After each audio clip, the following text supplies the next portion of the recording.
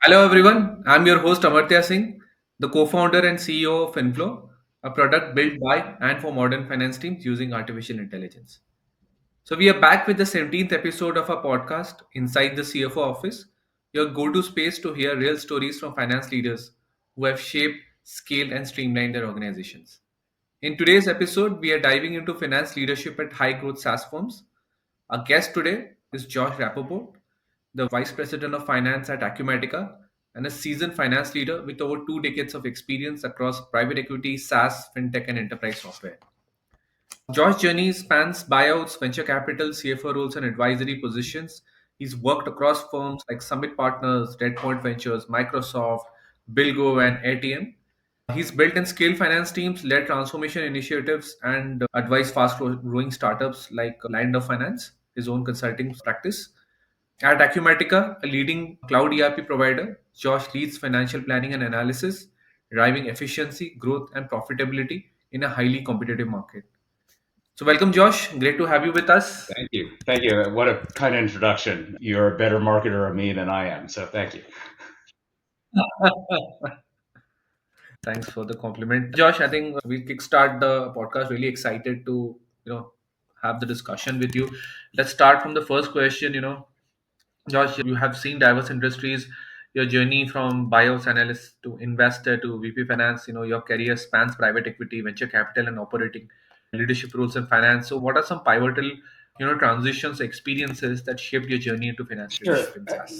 It seems like somewhat of a circuitous route. In fact, I like to say that I've done my career backwards. A lot of folks come up through operating roles and then become investors. I started as an investor and then became an operator. But the reality is there is a thread that weaves throughout. And really, for me, that's my continual pursuit of understanding how businesses and industries work. And so in private equity or VC investing world, it's for me the interest was like how do we understand industries? How do we understand what's happening in industries? What's perhaps transforming them? And then how do we identify great companies to invest in that are either leading that charge or are going to be positively impacted by the change that perhaps we see coming, which, a perfect example of that is very, very early in my career. I was investing in and thinking very deeply about what we at the time called telecom infrastructure, now internet infrastructure. This is at the very beginning of really fiber optics technology that really increased bandwidth exponentially and enabled everything that we do online today. At the same time, as I thought about transitioning, what I realized working with companies, whether it was as a board member, an investor, et cetera, was that it's great to understand industry dynamics. It was also super interesting for me to understand like what are more of the operational dynamics? How do not just industries work, but how do companies work? Because generally speaking, are complex systems. And so trying to understand how a complex system works. How does sales and go to market work? And how does it work differentially in, let's say, a fintech company versus a SaaS company or an online media company, for example? How does engineering and product and that operational function interact with sales and marketing, which interacts with people? And so, that complexity was very, very interesting to me. And I simply just pursued my intellectual curiosity. I wouldn't say that I necessarily mapped out a career plan. I do like to say I ascribe this idea of fortuitous serendipity. The right opportunities have seemingly presented themselves to me at the right time.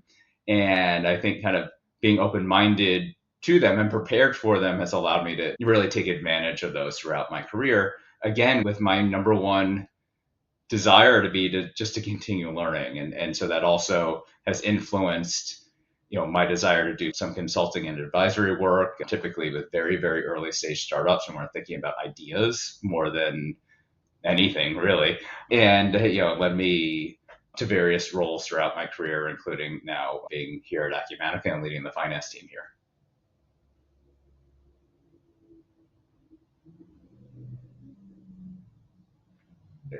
So thanks for answering the question, Josh. I think one thing which you mentioned, which was very interesting and playful, is intellectual curiosity, right? And I think it's important across our careers. For example, once we start working in a particular role, right? What happens is that we start conforming to that roles, responsibilities, the boundaries which are drawn, around the role that you're trying to do.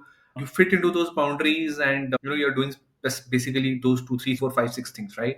Intellectual curiosity is where your that boundary gets a little bit wider, and you're learning more, you are doing more things than what you are doing. And that's where I believe growth is, right? It's all about learning new things, doing things better, because I think that also draws from your experience as an investor, from working with finance functions, working with startups, right? You mentioned about startups. We have had some great conversations about us, and I really enjoyed all our conversations. So I think from the discussion perspective, from the overall experiential perspective, it has been really great. Good to see that intellectual curiosity in you and across your experience. I'm sure that in Acumatica has been great. I'll come to the Acumatica experience as well, but thanks for answering Yeah, the of question. course. So let's move to the next question. We've been speaking about finance in SaaS companies, right? And obviously, there are multiple types of industries. We are talking about manufacturing, pharmaceutical, retail. There are multiple industries, education, right? You have been leading finance at the SaaS companies, you know, especially one which is growing very rapidly. What are the top three priorities that demand your focus, and how do you go about building and Yeah, executing I them? mean, right now, from my finance focus and my team's focus, I'd say if I had to identify three, I think in SaaS, there's always a heavy focus on go to market, understanding how we drive sales and marketing efficiency. How do we increase the pace of sales and bookings? How do we increase our average, contract value, both through kind of new sales and, net expansion? you know, you can't talk SaaS without talking your typical SaaS metrics, and virtually all of them have something to do with go to market and that efficiency. So that's, if I were to build out finance coverage in a SaaS company, that's probably the first thing I think about. How do we understand bookings and ultimately revenue? And how do we work collaboratively to be predictive about that as well?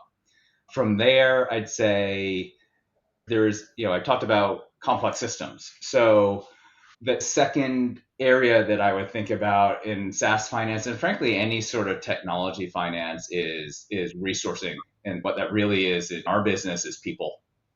And how do we align resourcing both to our go-to-market needs and expectations, but also to being able to both develop and deliver the product? Because in that SaaS model, delivery is incredibly important as well. And so again, if we start with kind of understanding bookings revenue, kind of the top of the P&L, then what resources do we need to support that, to enable that? And then lastly, again, if we're building the resources to sell and to build, delivery, as I mentioned, is really the last piece. And increasingly, as we start thinking about how AI is going to play a role in software. And in fact, there are many, including, Satya from Microsoft, who is, agentic AI is going to kill software. I just think of it as just another type of software, frankly. But we need to deliver those things. And in a classic SaaS model, you can potentially get away with not having to have as critical an understanding at kind of a minute unit level of what your delivery costs are, because typically you can price in such a way that you're pretty sure you're going to have high gross margins. I think as we're increasingly thinking about AI and AI workloads and how to price AI, what we really need to understand first is what are the costs inherent in these new types of workloads, and then how do we package and price accordingly, because it is going to be different, certainly, than historically how we've thought about SaaS, which when SaaS was coming to the forefront, it was inherently different than how we historically thought about on-prem typical licensed software. And so those are my three areas that I would focus first: go to market, bookings revenue, top of the P&L, your resourcing, typically headcount, and then your cost of delivery, I think increasingly is becoming a critical focus for finance teams in SaaS. I love your answer, and with regards to the GTM efficiency that you mentioned, I think the focus on startups or SaaS companies has been on GTM, but I think the efficiency of a GTM is very important to gauge, and especially I could get that because there are multiple factors. How fast are you growing? How the ACVs are growing. What is the kind of contribution of a specific customer? What is the ticket size of the customer? How are you going to retain the customer? So I think the GTM efficiency, I love the answer with regards to the GTM efficiency, and that's the demand side. And then the supply side, you mentioned the Mhm. resourcing side. How are you managing your resources? What kind of billing are you looking into? What kind of manpower is going into? How do you do the cost estimate? How are you looking at hiring? How are you adding more manpower? Should you allot more manpower to a specific project or to a specific company? I think I love that answer. And third aspect is obviously delivery, and love that touch of AI, because I think over a point of time, while delivery has grown, has evolved in a particular way, but I think AI is the real differentiator. Would love to get into more details into AI in a subsequent question, but I loved your answer with regards to the three parts. It was succinct and covered it really well. Yeah, so let's move to the next question, right? And we'll double down a little bit into your role at Mhm. Acumatica. So at Acumatica, you have been at the helm of FP&A, right, for as big as a leading ERP company like Acumatica, and at Lion you have advised fast-growing tech startups. How have these dual perspectives shaped your overall thought process and your work in finance Sure. leadership? At Acumatica and quite frankly, everywhere I've been in finance roles, and I really do need to kind of give the proverbial shout out to my experience at Yahoo, because this is really where I learned this mentality. I've always approached finance from a sense of, it's less about the math and more about the understanding of the activity that math or those numbers represent. And so what I tell my team often is, financial reporting, financial analysis, et cetera, pretty much whenever you have numbers in a spreadsheet, they're somewhat meaningless on their own. They have meaning because they're an abstraction of activity, either past, present, or future. And if I and my teams can understand what that real life activity is, and if we can talk about it in words as much as in numbers, that's what's going to allow us to be impactful in the business. That's what's going to allow us as a team to fulfill, I think, the promise of a modern finance organization to transition from, really reporting and governance, responsibilities to really, mapping future business outcomes and really driving business impact. And so for me, again, it's really about using this language of finance, this language of numbers, perhaps you even call it the language of business, simply to understand better all these real life activities that are contributing again to this very complex system of a business, and then being able to articulate not just what we think will happen, but also what we think could happen and how we could achieve that. What I really focus on to support all of this is incredibly strong business partnership. The most critical, members of the finance team are not the finance team. They're our business partners. They are our CMO and CIO and CRO and CTO and their leadership teams, because it's that relationship, that business partnering that drives the understanding that allows the finance teams to execute on our distinct responsibilities, but to be able to weave in really that understanding of what's really happening behind the numbers. And then ultimately, our job once we do the math is then to be able to communicate those findings, that understanding back out. And the reality is, like, generally speaking, we all speak, a verbal language. And so if we as finance people can tell that story, can tell that narrative using words, augmented with data, I think it's far more impactful than simply like, here's your financial report, here are a bunch of numbers. That becomes less meaningful for your business partners, for whom you're really, our job is to support and enable them to make great decisions. Got it. Love your answer. I think what you spoke about, right, with regards to reports and data, and on its own, and you captured it really well. With regards to the fact that numbers on their own might not speak a lot, might not tell a lot of story. You really need to be good at numbers and good at analytics.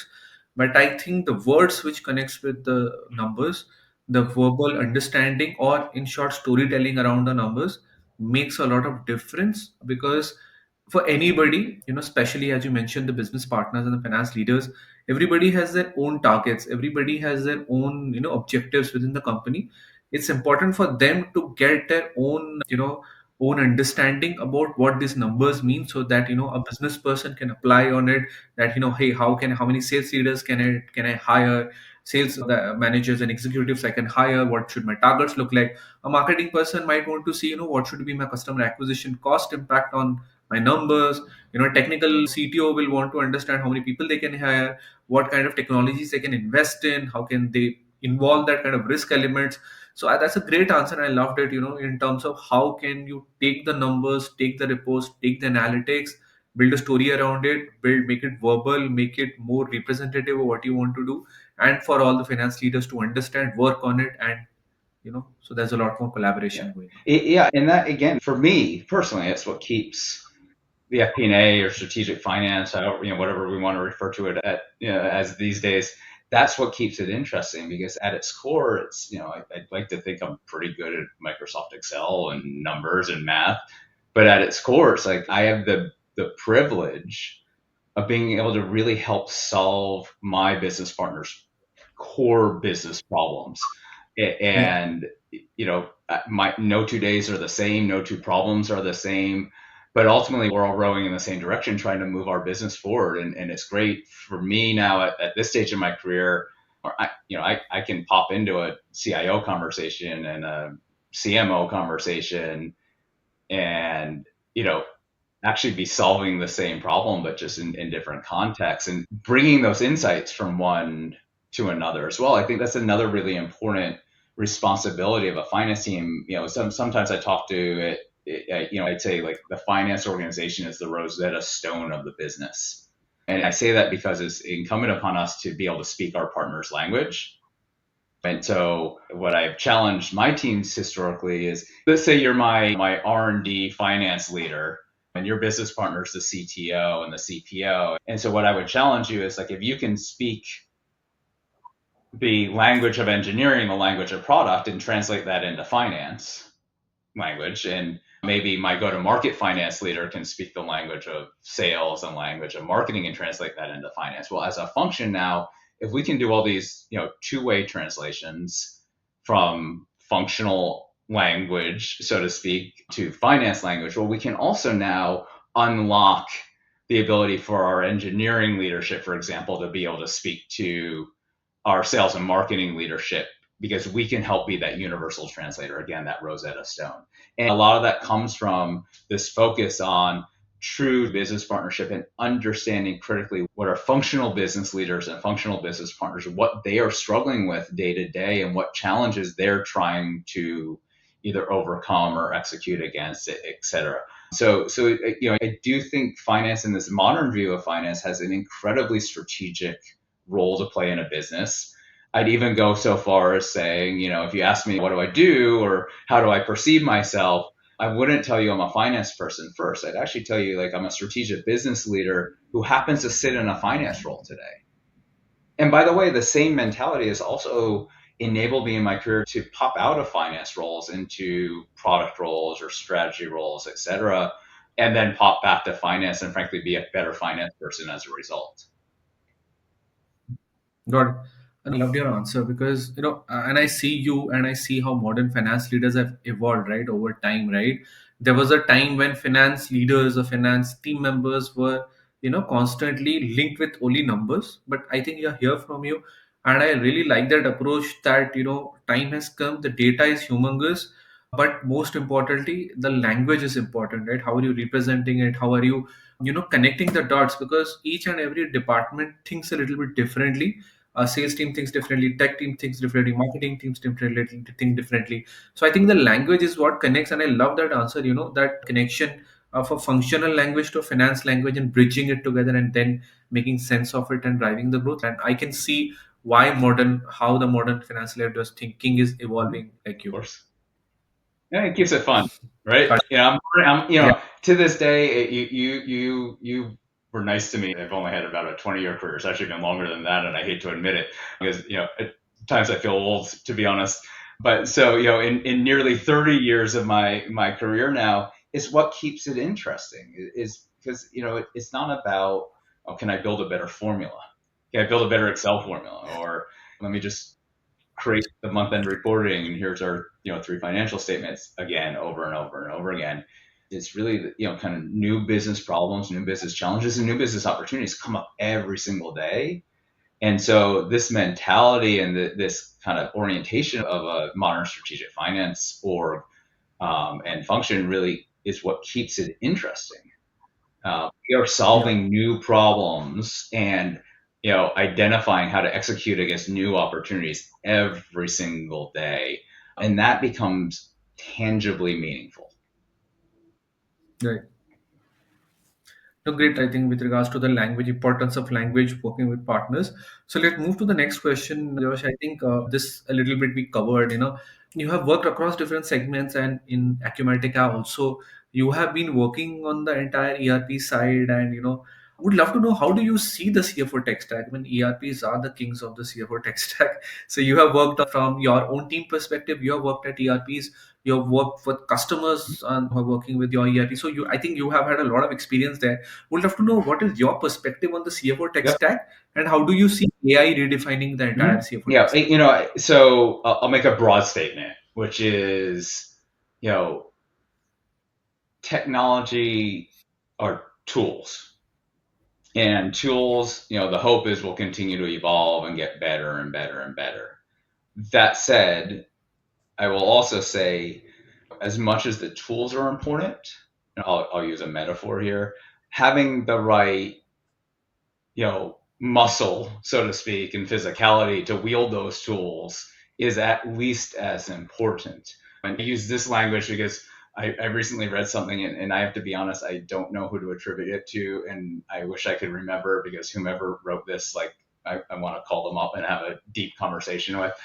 But he was reflecting that in the story he told, he was reflecting that his teenage daughter and her friends were very smart. They're at a very, very competitive high school or secondary education, and he noticed that they were intentionally not using AI, like actually turning it off, disabling it.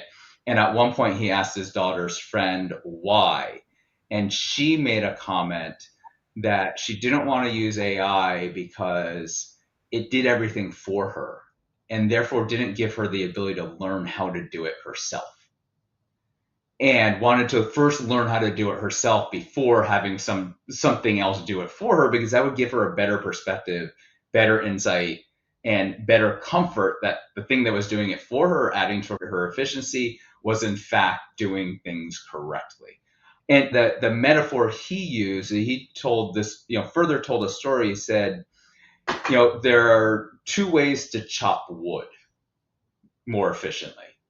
You can have a sharper axe. You can work to sharpen your axe, have a better tool, or you can strengthen your shoulders, be able to wield that tool with more strength and more efficiency.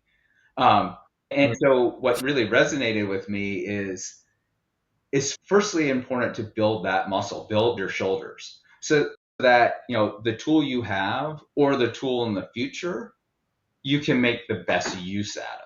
Now, once you have that muscle, once you're physically capable, I'll continue the metaphor of, like, wielding that axe and striking that log and splitting it with the tool you have, then imagine how much more powerful, how much more efficient you will be with, an even sharper axe. And so I think about AI and the tech stack as being, increasing and iteratively sharper and sharper axes in this metaphor.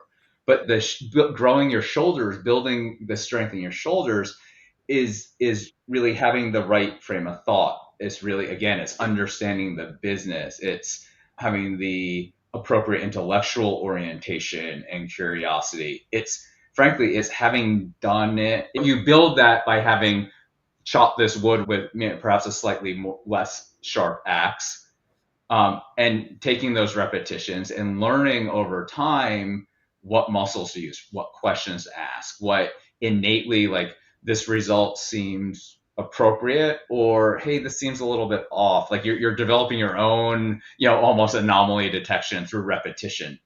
I think somebody also recently wrote how like, every CFO, every controller, every VP of finance was that person who at one point in their career had to, stayed up all night to build or fix a model, stayed up all night to reconcile 10,000 transactions, stayed up all night to get closed on time or get that board reporting completed. And so like nobody, with probably some rare exception, and I should probably never say nobody, but it's seemingly nobody gets to kind of these senior strategic level roles without also having kind of gone through that process of building all that foundational understanding, not just intellectually but also operationally. And so I've been talking about curiosity and intellect and understanding, and that's all incredibly important, and I think that's what will differentiate a good finance person from an extraordinary finance person. But that is not to take focus away from the tactical operational day to day. And when we think about tech stacks and advances in technology, particularly with AI and agentic AI, and how that could impact tech stacks and finance functions, that is the operational and tactical excellence. Those are the tools that are going to help us utilize our intellectual strength to really supercharge our day-to-day processes and day-to-day operational output for the org.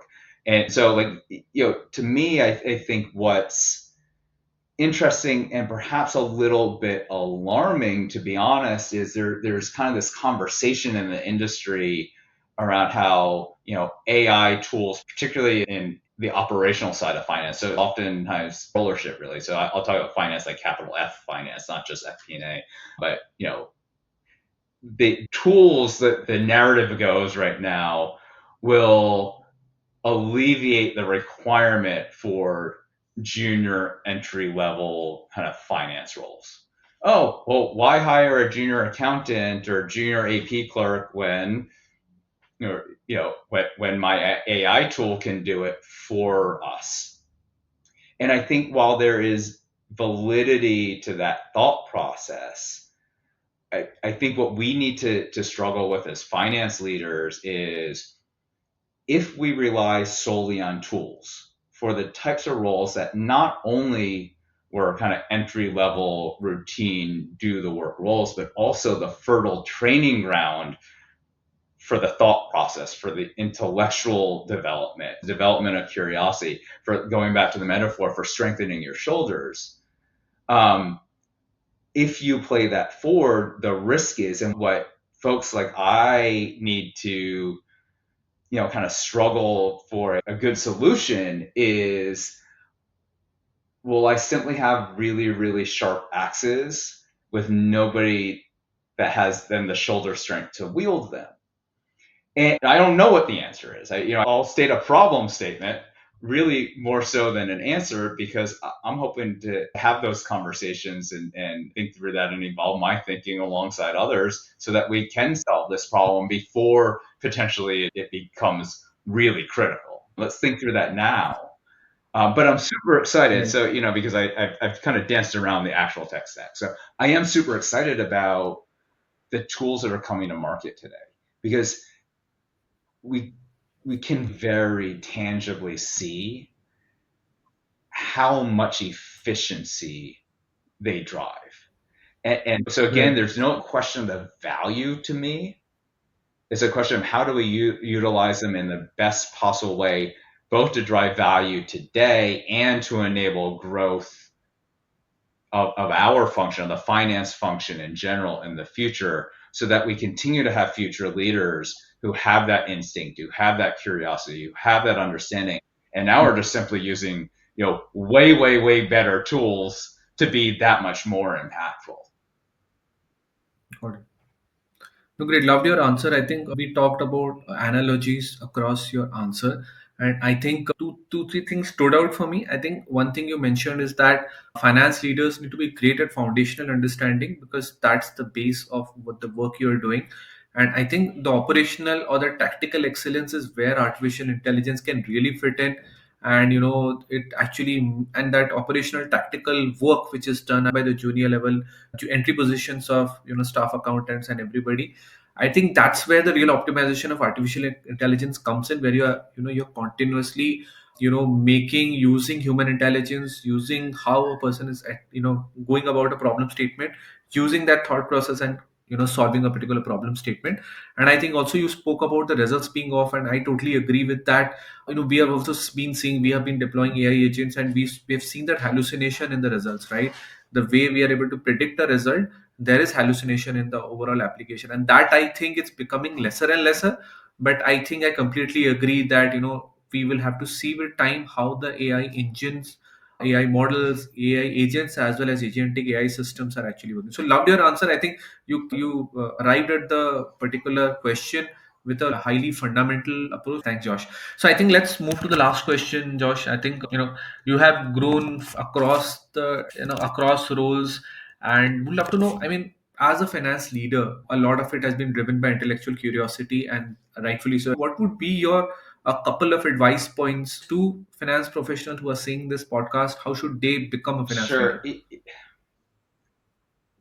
I have a saying with my team, and frankly, with anybody who will listen, including like my 9-year-old son.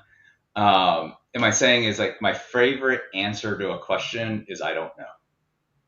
And it's not because I like it when I don't know something, but I like the fact that not knowing something is really kind of the beginning of my journey. So if I tell you I don't know the question you asked me, first of all, it's incumbent upon me to know that that's not the end of the answer, right? That's the beginning, and it's I don't know, and either help me learn, help me understand, or I don't know, I'm going to go off and learn and understand. I'm going to come back to you with an answer, but being open to call it, I've been kind of harping on this the whole conversation, open to that kind of intellectual growth, being curious, being open to, frankly, the uncomfortable at times position of not knowing the answer, and also being a bit willing to be vulnerable and admitting when you don't know something, because that also portrays as being a bit humble. I think that, for me at least, is a critical attribute of somebody who has the potential to be a really strong leader. And that's because, like, nobody inherently knows everything.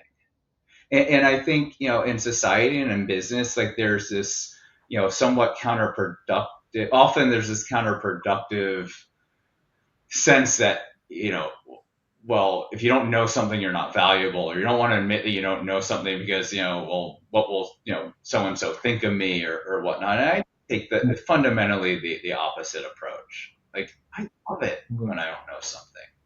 It's like great. Like, Got it. I had the privilege of getting to learn it now. So that's one thing for me. Secondly, I'd like to say, like, if something's knowable, it's learnable. And for me, it's not so much about, like, just this person who has the potential to be a really impactful finance leader. Do they know all the math, or do they know all the, advanced Excel formulas, this, that, or the other? Certainly, like, we need to understand. I actually joke also, like, with my team, like, we don't do advanced math in finance. We maybe do some algebra, maybe, but it's generally arithmetic. X times Y equals Z, or A plus B equals C. It, it, you do have to have a kind of a strong core fundamental understanding of numbers, like you do, and of data. But again, it's really just like the curiosity and the intellect, and the willingness to learn is important. Your ability to communicate is far more important than your ability to do math. your ability to explain to your board or your CEO or your chief revenue officer why such and such is something or how something could become something else is critically more important as you get more and more senior than your detailed understanding of GAAP, for example. Or again, whether or not you can, do a VLOOKUP, HLOOKUP, or XLOOKUP, you know, or even for that matter, whether or not you can write a good prompt at this point. So being able Right. to tell that story and influence through words and Got it. relationships, I think is really the second piece that's critically important. And then I'd say the third Got is really, you know, in finance roles, increasingly like the finance voice is really this strategic voice. Um, and strategy is often born from what are your various stakeholders' goals. And so being able to kind of develop the relationships and the instincts around I live in kind of a PE environment now. Like, what are the goals of your investors? What are the goals of your board? What are the goals of your customers and your people? Being able to really understand what motivates your various stakeholders. I don't believe in right and wrong, but appropriate strategies Right. to then go out and execute against. So again, the thread you'll find in this answer is really it's not about numbers. It's not about the quantitative. It's not about the technical accounting. It's all about understanding. And perhaps, and I've thought of myself maybe as having a bit of unique, not super unique, not that much of an ego to think I'm special, but like a slightly unique perspective around how you can be um, an impactful, meaningful finance leader and the role that I want to play. And I think the role that hopefully I have played successfully. Kind of think Right. about, how they want to be a leader. And I'll also share, maybe I shouldn't, but I'll also share like there was a big part of my career when I was in like, call those mid-level FP&A roles, finance manager, senior finance manager, even finance and analyst roles where like I really struggled because I kind of thought to myself like I don't really feel like I want to be a finance person. It's just all it's about the spreadsheet. It's about the numbers too much. And I always used to refer to myself as the reluctant finance person. And then I used to find it funny, in particular at Microsoft, where my team would tell me like, we never know where you are. How come you're never in your office? And the reality is I was always in my business partners' offices because I wanted Mm. to sit and talk to them and understand what they were working on and what they were struggling with, what their challenges were, how they viewed the world. And I can't tell you that I had, this is all very strategic in my head at the time, but it sort of Right. it's what influenced my perspective now, and maybe just luckily has been very very impactful for me. Uh, I do think potentially that my last point here is that in the future, I think the profile of like who become finance people might change pretty significantly. I think the Got profile it. and the background of kind of future finance leaders, I suspect will look significantly different than those of finance leaders today. Got it. Great. Thanks for sharing your three pieces of advice to finance professionals to be a finance leader. So I think we are drawn to the end of the podcast. Josh had a great time recording the podcast. Thanks for being a part of it, and thanks for sharing your Yeah, thoughts. thanks for giving me the opportunity. It's always a pleasure to talk through these things. Not surprisingly, I'll tell you that being able to discuss them gives me the opportunity to evolve my point of view and learn as well. So it's super helpful for me, and I thank you for your time as well. Thanks, Josh. Thanks everybody for joining the podcast and listening to Josh and me. I hope you have had a great time listening to us. Until next time, bye bye.